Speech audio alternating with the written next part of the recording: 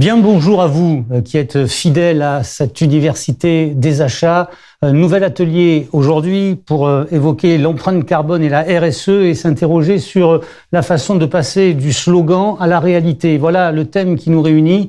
J'ai beaucoup de monde autour de moi, peut-être plus que d'habitude, mais c'est la qualité qui est assise sur ce plateau.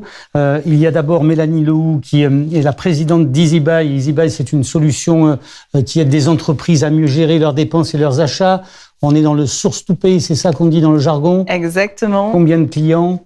On a 125 clients de toute taille, beaucoup de TI et une solution qui est en plein développement et en pleine expansion. Essentiellement des clients du BTP? Alors nous, on a démarré dans le BTP il y a quelques années et aujourd'hui, on travaille tout secteur d'activité avec des industriels, avec des sociétés de services, de retail, tout secteur. On a aussi avec nous Nathalie Paillon, qui est la directrice des études et des opérations de l'Observatoire des achats responsables, qui est une organisation qui a été créée quand il y a une quinzaine 2010. 2010. Vous aviez à cette époque-là 12 ans. Mais là, pas tout à fait. Et déjà l'envie d'animer cet observatoire qui a quelle vocation? Sa vocation première, c'est vraiment de promouvoir les achats responsables, de porter ce message de la nécessité pour toutes sortes d'organisations de déployer des démarches d'achat responsables. Notre deuxième mission, c'est mesurer la progression de ces démarches et en fonction de cette progression, de trouver les sujets qu'il faut faire avancer par des méthodologies, par des publications. Et donc, c'est notre troisième mission. Travailler. Publier, travailler. Une centaine d'adhérents, hein, c'est ça? Exactement, oui, absolument. On a également ici, juste à côté de Mélanie, l'inénarrable Jean-Nicolas Lins, qui est le très respecté directeur des achats de Mathieu Barre, dont chacun sait autour de cette table qu'il s'agit d'une des ETI les plus respectées dans l'univers des bâtiments français, qui a fêté ses combien cette année, ou il y a quelques années? 162, là. 162 ans. Constructeur, promoteur en France, au Luxembourg, en Amérique du Nord. Et c'est déjà pas mal pour présenter de Mathieu Barre, non? Oh, c'est une belle entreprise. Et très bien piquée. Et si vous pensez que j'allais oublier Alexandre Bordery, vous vous trompez, parce qu'Alexandre est bien là. Il est le responsable marketing d'EasyBuy. On aura besoin de lui pour évoquer cette question. Je vous rappelle la thématique, RSE et empreinte carbone, du slogan à la réalité. On a l'impression quand même, pardonnez-moi, je ne veux pas casser l'ambiance, mais d'avoir tout dit sur ce sujet. Alors, qu'est-ce qui... Eh bien, on en parle beaucoup, effectivement, mais on en fait peu, il me semble. La RSE, c'est notre sujet de tous les jours en tant que citoyen. On est tous concernés par l'environnement, par l'écologie, par le responsable, le sociétal. Et en fait, en tant que citoyen, on applique peu de choses dans nos vies professionnelles, dans nos entreprises. Et c'est là où il y a un enjeu, et en particulier sur les achats, c'est 60% du chiffre d'affaires des entreprises, les achats en moyenne. Quelquefois plus, hein, ouais. Quelquefois plus, bien entendu. Et pourtant, il n'y a pas d'actions concrètes ou peu d'actions concrètes qui sont mises en place. Et l'objectif que nous avons aujourd'hui, quelque part, c'est de montrer que c'est accessible de faire des choses simples, mais qui permettent aux entreprises et du coup à toute la société d'aller vers de l'environnemental et du sociétal. Mélanie est en train de nous dire qu'il est urgent de ne plus attendre. C'est ça l'enjeu de cet atelier, nous le démontrer? Oui, alors effectivement, la réglementation pousse, les collaborateurs poussent, les nouvelles générations poussent, mais finalement, moi je crois que ce qui nous réunit aussi autour de cet atelier, c'est nos convictions. Des convictions assez profondes sur le fait de l'impact positif des entreprises et que nos externalités doivent être justement positives et remettre l'humain et son environnement au cœur de tout, au cœur du projet de nos entreprises. Et c'est un peu, je pense, ce qu'on porte tous et particulièrement aujourd'hui. Avec un enthousiasme débridé. Il suffit de vous regarder pour ça. On passe tout de suite aux chiffres du jour.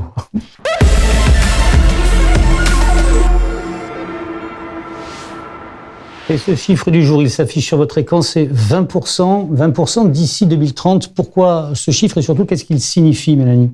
Alors, c'est 20% de réduction de gaz à effet de serre que la France doit atteindre comme objectif d'ici à fin 2030. C'est colossal, hein, ça veut dire 3% de réduction de nos émissions par année, chaque année, d'ici 2030. Ça veut dire qu'il va falloir acheter moins? C'est une question. Est-ce qu'il faut acheter moins? Est-ce qu'il faut peut-être acheter mieux? Moins consommateur d'énergie. Je crois que c'est un enjeu majeur dont on veut parler aujourd'hui. C'est urgent. Enfin, il y a pas de débat. Hein. C'est une urgence. On doit mettre les choses en place pour y arriver. Et pour ça, il faut déployer des stratégies, des outils pour atteindre et passer quelque part de ce rêve, de cette intention, de ce slogan à la réalité dès maintenant. Bien, on va passer à la rubrique que vous connaissez bien désormais, c'est le vrai du faux.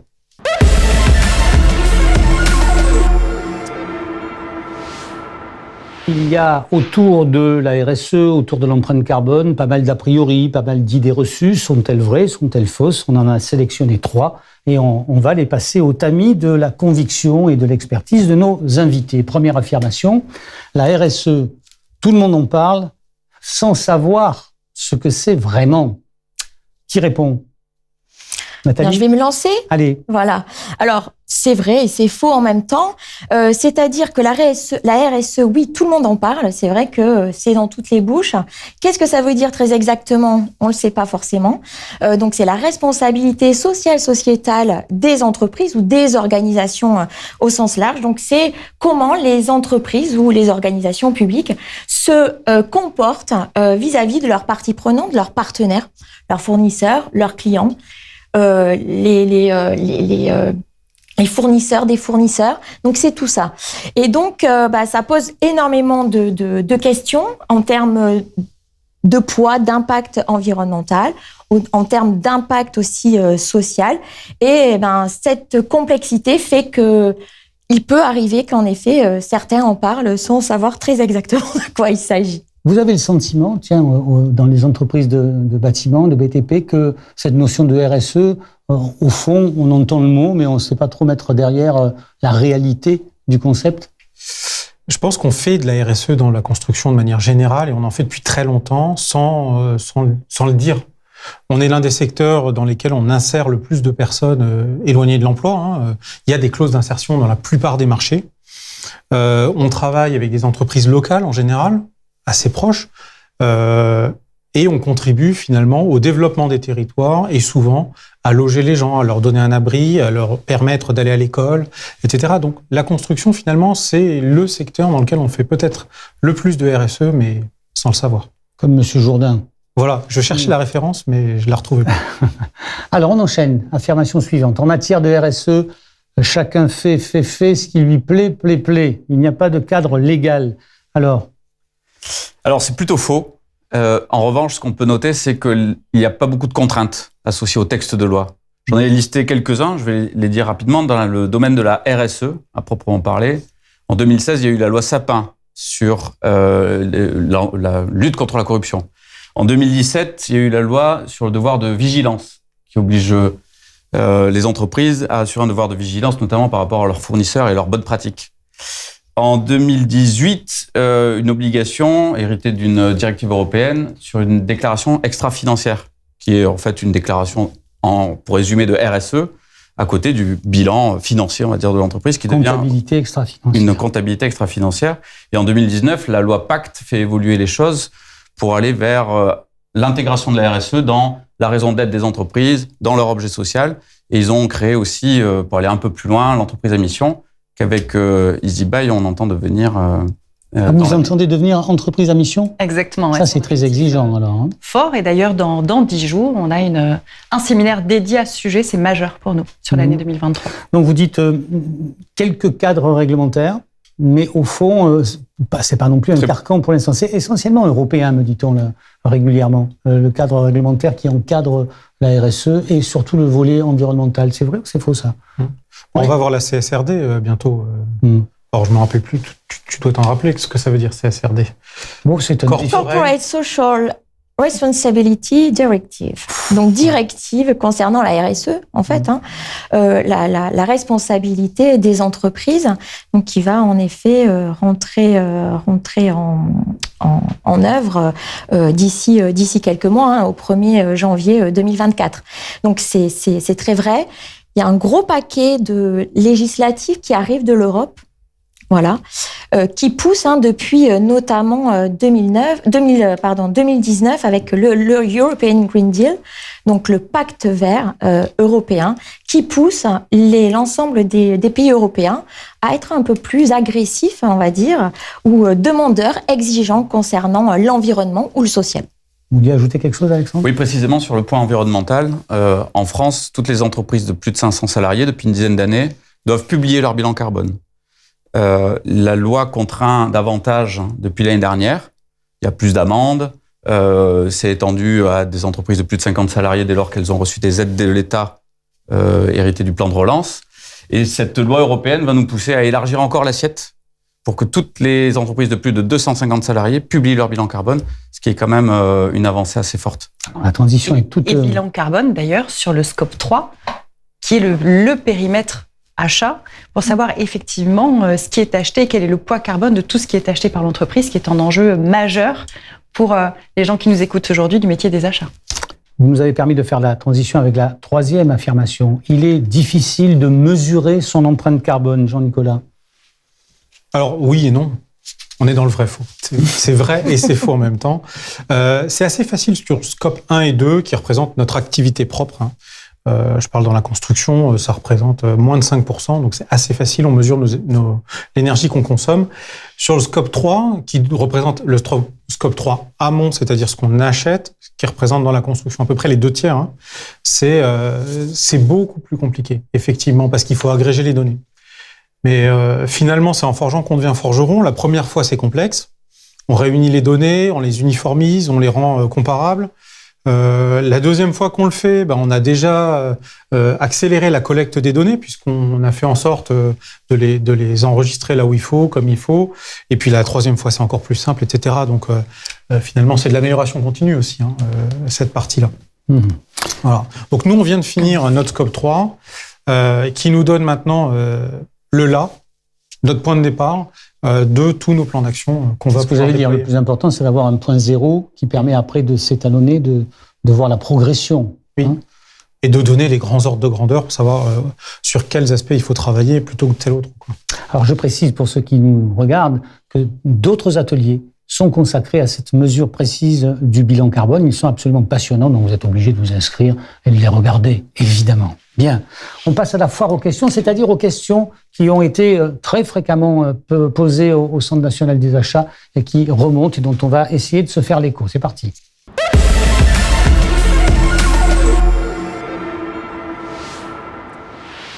Alors, la première de ces questions, c'est sur la méthode, au fond. C'est quelles sont les étapes clés pour mettre en place une stratégie RSE dans les achats?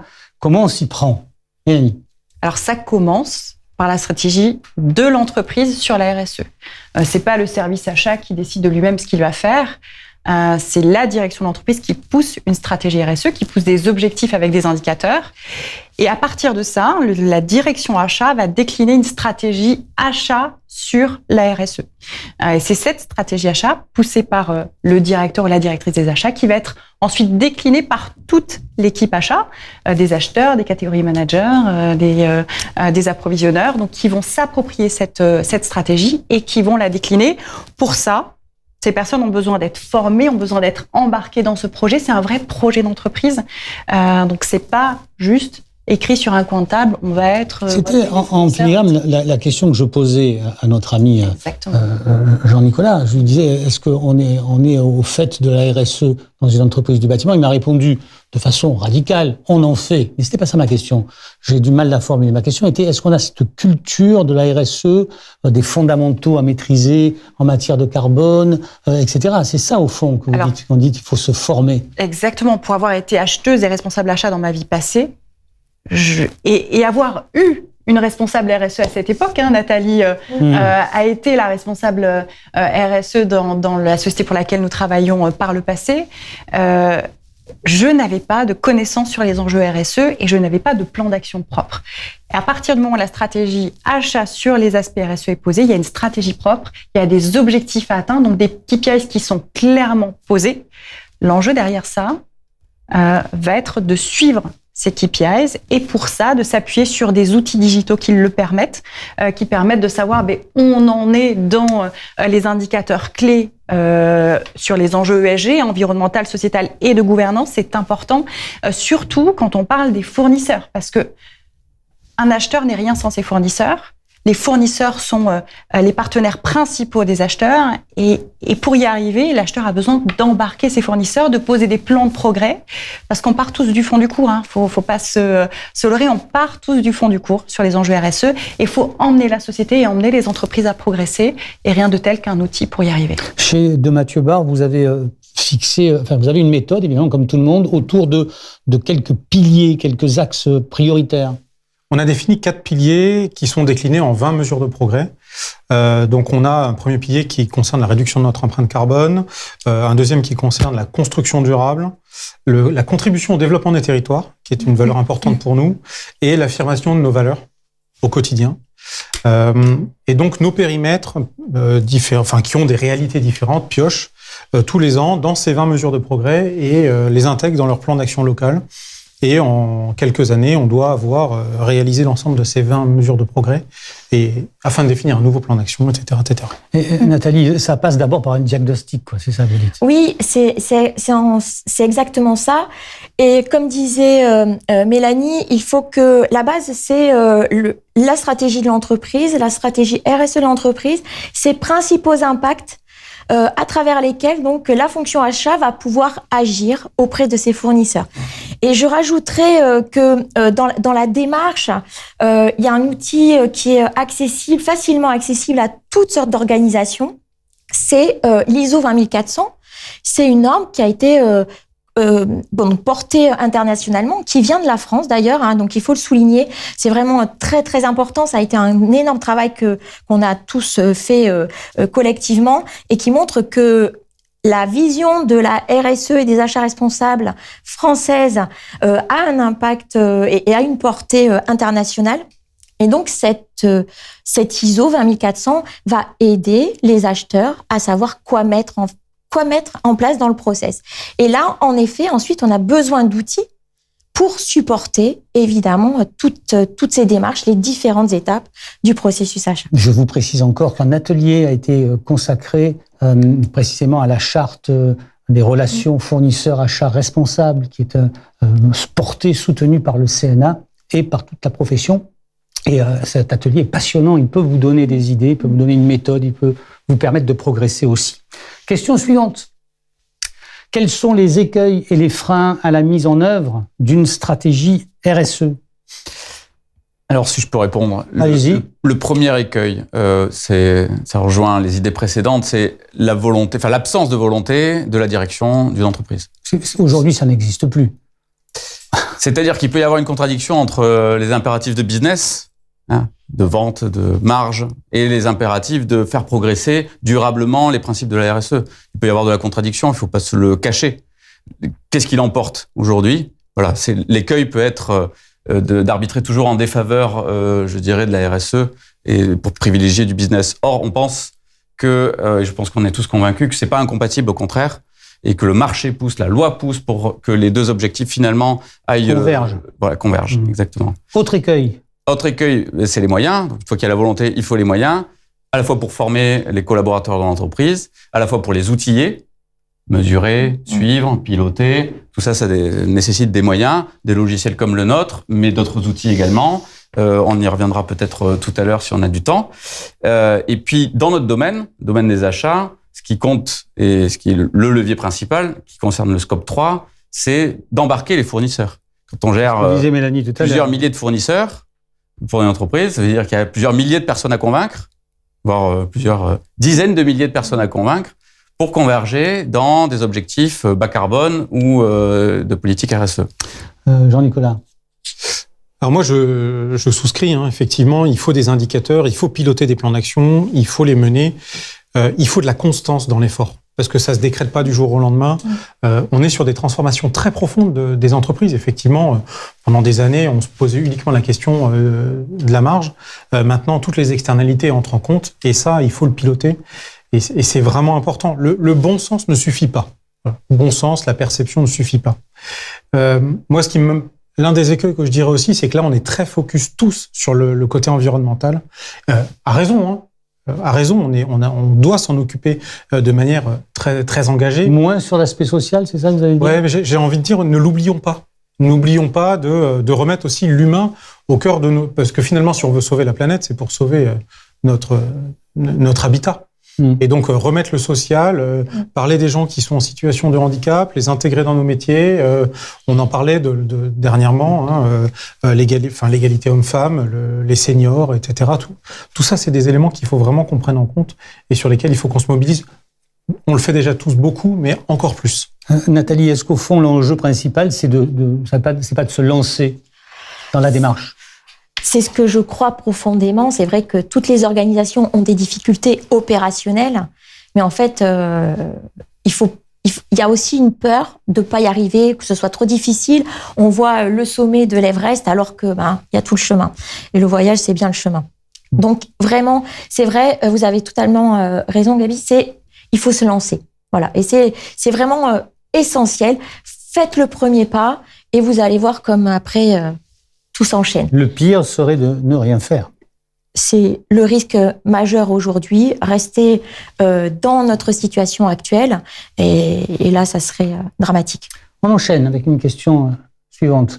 Alors là, on va aborder quelque chose qui va forcément intéresser nos amis des eBay. Est-ce que les outils digitaux sont une réponse pour relever le défi de la stratégie RSE? On est bien d'accord, hein? Alors, qui répond? Mélanie. Ce n'est pas la réponse. La réponse, c'est la stratégie que l'entreprise met en place pour atteindre ses objectifs. L'outil, ça reste, comme son nom l'indique, un outil qui va permettre de piloter, du coup, l'atteinte des objectifs qui sont fixés par la stratégie. Donc, ces outils, ils ont divers enjeux. Ils peuvent permettre de fixer des KPIs, de suivre, du coup, ces KPIs, ces indicateurs pour piloter le déploiement du projet. Encore une fois, je le disais tout à l'heure, on part tous du point zéro.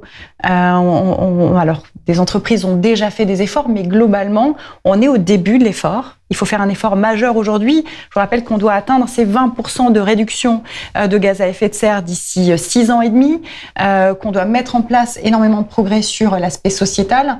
Ça ne se fait pas du jour au lendemain. Donc vous dites que les outils sont à leur place, c'est-à-dire ils servent, ils vont peut-être faciliter, mais ils ne font pas tout. Alors, mais par contre, ce qui est important, c'est que comme on part de loin, il faut avoir quelque chose qui nous permet de mesurer objectivement les progrès qui sont effectués d'année en année. Et c'est ça qui compte finalement le plus, c'est de mettre toute la société, toutes les entreprises, les sociétés dans le chemin qui va nous permettre d'atteindre. C'est ce que nous disait Nathalie tout à l'heure, avoir un point zéro qui nous sert de référence et puis après dire voilà ce qu'on a fait par rapport à ce point zéro. Et donc on avance. Bien, question suivante. Concrètement, quelles sont les fonctionnalités de ces outils digitaux? Il y en a beaucoup, on va essayer d'aller à l'essentiel. Alexandre? Oui, je peux en citer quelques-unes, réparties par paquet. Le premier et le plus important, c'est de récupérer la data donc de providers de score, comme par exemple Provigi ou Viaco, qui jugent ou qui évaluent la performance des fournisseurs en matière de RSE. Donc nous, on a dans notre suite logicielle, on récupère directement, automatiquement, toutes les notations de performance et les évaluations de performance de l'ensemble des fournisseurs. Comme ça, on présente à l'acheteur, finalement, des tableaux de bord qui classent très correctement les fournisseurs entre eux, les évaluent pour choisir les bons et leur acheter. Pardonnez-moi la question, mais selon des référentiels comparables, identiques. Alors, des référentiels comparables, il y a ceux qui sont fixés par les normes, par exemple les normes de conformité ou du respect du devoir de vigilance. Donc là, c'est 1-0, quelque part, on les trie assez facilement.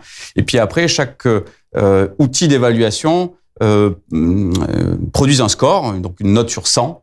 Et donc très visuellement, nous, on présente le panel des fournisseurs en fonction de leur famille d'achat pour pouvoir choisir le bon au bon moment selon la bonne... Donc ça, c'est le premier paquet, comme vous avez dit. Voilà, le premier paquet. Autre élément, autre donnée? Le deuxième, c'est tout ce qui va permettre aux acheteurs et à leurs collaborateurs dans l'entreprise d'évaluer leurs fournisseurs. Donc dans leurs relations fournisseurs, puis quand ils reçoivent les marchandises, en fonction de la qualité, de la performance, du respect des délais ou des critères propres à chaque entreprise, ils vont pouvoir évaluer donc par voie de questionnaire, et ça produit des tableaux de bord qui permettent de comparer les fournisseurs entre eux, choisir les meilleurs et de les embarquer. Et c'est peut-être le troisième paquet de fonctionnalités. Pardonnez-moi, sur cet aspect-là, l'acheteur donc a un rôle actif, c'est-à-dire le premier aspect, il recevait l'information, il dit tiens, celui-là il vaut ça, il vaut ça, il vaut ça. Là, il remplit des cases quand même et il apporte son appréciation.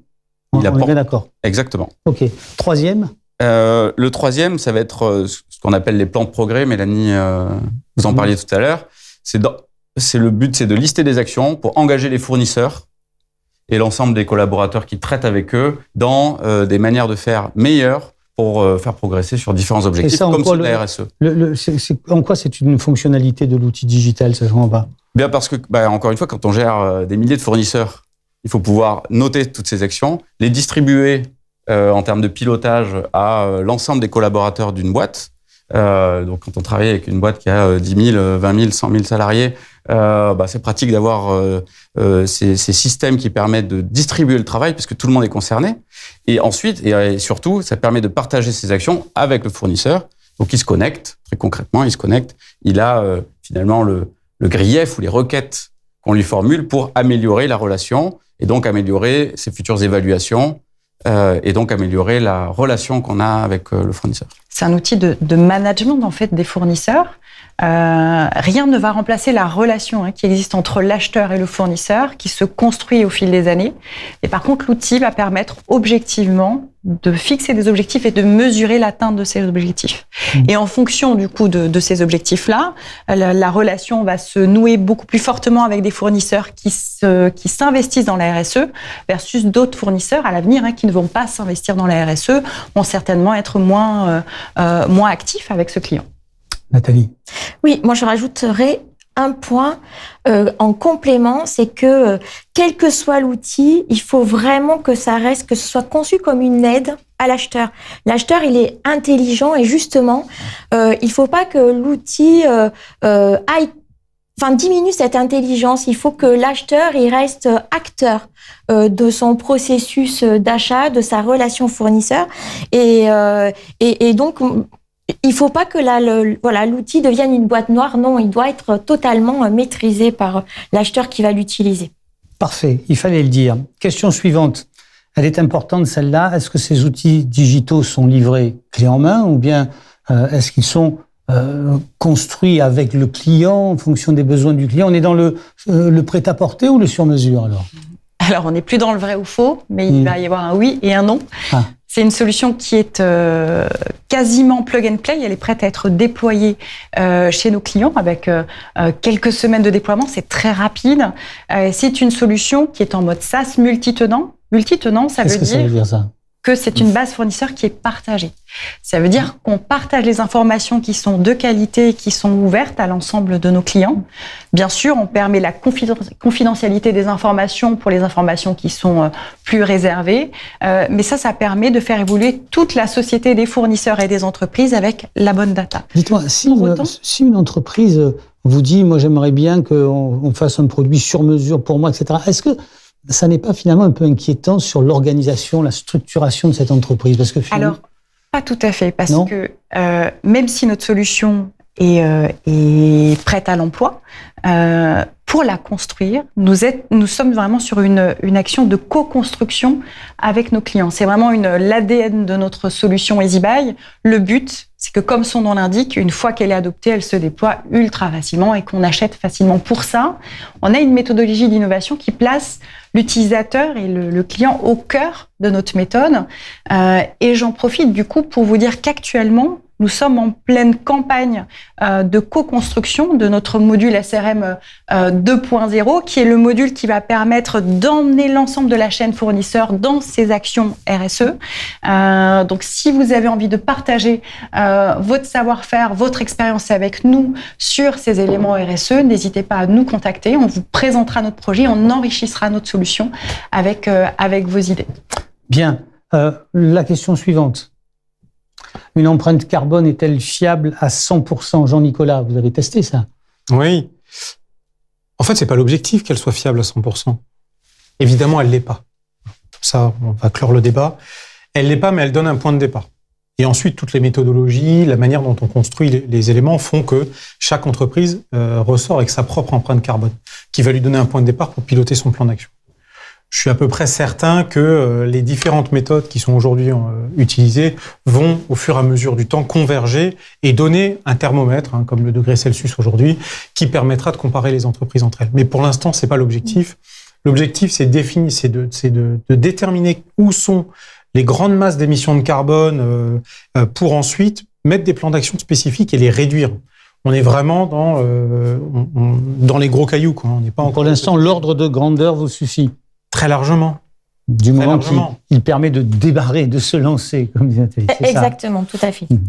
Une question qui est très importante aussi et qui revient régulièrement parce que certains pourraient se sentir exclus. Est-ce que ces solutions source to pay sont réservées aux grands groupes ou alors est-ce que des plus petits ont accès à ces solutions-là? Qui répond? Nathalie, Mélanie? Mélanie? Allez, j'y vais. Bien sûr que non. Le tissu des entreprises françaises est fait de grands groupes qui ont bien sûr leur rôle majeur à jouer sur le sujet. Notre solution va pouvoir les accompagner au quotidien dans ces enjeux-là. Par contre, le tissu est fait de nombreuses ETI, de nombreuses PME, TPE, qui ont elles aussi besoin d'emmener les fournisseurs dans cette trajectoire-là. C'est la force de la solution EasyBuy. Elle se déploie très facilement. Elle est très simple d'adoption. On est sur un Net Promoter Score de 80 sur 100. Ça montre à quel point la solution est facile d'utilisation. Donc, elle est vraiment à vocation d'emmener toutes les entreprises, en particulier déjà aujourd'hui les ETI, qui ont des obligations légales, rapides, mais toutes les entreprises à aller dans cette trajectoire. Alors, je vais forcément me faire des ennemis, mais je suis journaliste et donc je suis grassement payé pour ça. Est-ce que, en tant que TPE ou PME, je peux pas me contenter d'un bon tableur pour faire ça, pour gérer tout ça? Excel permet tout. Ouais. Excel permet tout, mais Excel a ses limites. Exact. Excel a ses limites parce qu'il faut saisir la donnée. Après, là, elle peut être corrompue. Il peut y avoir plein de problèmes avec Excel. Oui, mais c'est quand même moins cher que les solutions comme celles qu'on nous propose là, non? C'est cher, Excel, hein. C'est trop cher déjà. Et puis moi, alors si je peux me permettre, alors j'ai pas d'action dans aucun des de fournisseurs de solutions. Là, on remarque quand même aujourd'hui que ces solutions n'apportent pas simplement que de la collecte de data, ni la belle présentation de données. Elles vont permettre quand même de commencer à initier des plans d'action. Et donc c'est pour ça que c'est important, quelle que soit sa taille, de trouver un outil professionnel qui va répondre vraiment aux enjeux de l'entreprise, qu'elle soit toute petite ou moyenne ou un peu plus grande. Et ça, c'est important. Et c'est pas forcément beaucoup plus cher que des solutions open source. Et puis surtout, la force aussi de certains outils, c'est de pouvoir faire parler plusieurs organisations. Et ça, c'est important. Aujourd'hui, on a besoin d'échanges. Les données d'un scope 3 de Mathieu Barthes, elles proviennent de ces fournisseurs qui peuvent être tout petits aussi. Et donc, ces fournisseurs, ils ont besoin d'être capables d'avoir des outils qui vont communiquer avec des outils de plus grandes entreprises. Donc, c'est un vrai sujet. Par contre, il faut accepter d'investir, quel que soit l'outil. Mais ce sont souvent des investissements qui sont indispensables à la productivité et donc à l'efficacité d'une entreprise. Alexandre? Oui, je voulais ajouter 2 remarques. La première, c'est que le tableur Excel, c'est aussi l'outil des grands groupes qui ont plein de personnes pour le construire, l'alimenter, le maintenir. Nous, notre promesse, c'est de mâcher le travail quelque part, de récupérer les bonnes données, de les restituer de la bonne manière pour justement accélérer le travail des petits qui n'ont pas le temps et qui n'ont pas l'ingénierie et qui n'ont pas l'ensemble du personnel pour avoir les bonnes réponses. La deuxième remarque, c'est qu'il y a une loi sur la dématérialisation des factures qui va obliger même les petits à dématérialiser leur chaîne de facturation. Qui dit facturation dit commande, dit achat. Et donc, on s'inscrit aussi dans cette logique d'accompagner le marché à dématérialiser via nos solutions, par exemple, et d'être au rendez-vous de cette loi qui concerne toutes les entreprises à partir de l'année prochaine. On m'avait prévenu qu'autour de cette table, il y avait quelqu'un qui était capable de vendre du sable à des Touaregs. J'ai trouvé qui c'était. Il est là. Bien, on a essayé de survoler le sujet, de le faire de la façon la plus dynamique et la plus sympathique possible. En tout cas, j'espère. On va essayer de se résumer. Et là, je vais être très vigilant sur le temps de parole de chacun de nos invités. C'est parti. Bref. Qui commence? Allez, Allez, je me lance. notre ami Jean-Nicolas. Je pense que en bref, le monde change très vite, le monde évolue très vite. Il sera de plus en plus tourné vers l'humain. On aura besoin de collecter de plus en plus de données pour piloter des plans d'action, pour savoir où on est, où on va, d'uniformiser nos méthodes, de travailler en filière pour y arriver, entre autres. Mais les outils digitaux vont être un levier extraordinaire pour nous permettre de réaliser tout cela, de changer finalement le monde dans lequel on vit et nos entreprises. Nathalie? Ben moi, je crois au collectif. Vraiment, c'est quelque chose qui m'importe énormément. Et je crois que l'acheteur, il a un rôle à jouer dans ce collectif. Il met en relation les fournisseurs, les parties prenantes internes. Et donc, il a un rôle énorme à jouer dans ces enjeux qui sont autour de nous. On a parlé de choses qui peuvent être potentiellement assez graves dans les années à venir. L'acheteur, il a un rôle incroyablement formidable pour agir. Donc, il faut des gens qui soient formés, qui aient des convictions et qui osent y aller parce que voilà, c'est mon deuxième mot-clé, c'est oser. Et donc, qui vont agir, qui vont porter toutes ces paroles auprès de leurs fournisseurs, mais auprès de leurs parties prenantes internes. Alexandre, 30 secondes. La loi pousse, les usages poussent également à faire évoluer les choses, mais je pense qu'on n'est pas du tout au bon rythme par rapport au changement climatique. Et que le changement climatique va largement impacter les achats dans les années à venir dans des proportions qu'on n'imagine pas encore. Certains seront interdits, d'autres seront surtaxés. Et donc, le métier de l'acheteur va être profondément bouleversé à l'avenir, 10 ans, 20 ans, et ça va être passionnant à vivre. Mélanie, mot de la fin. Pour conclure, Oui. je crois que nous sommes beaucoup autour de cette table, en tout cas être parents.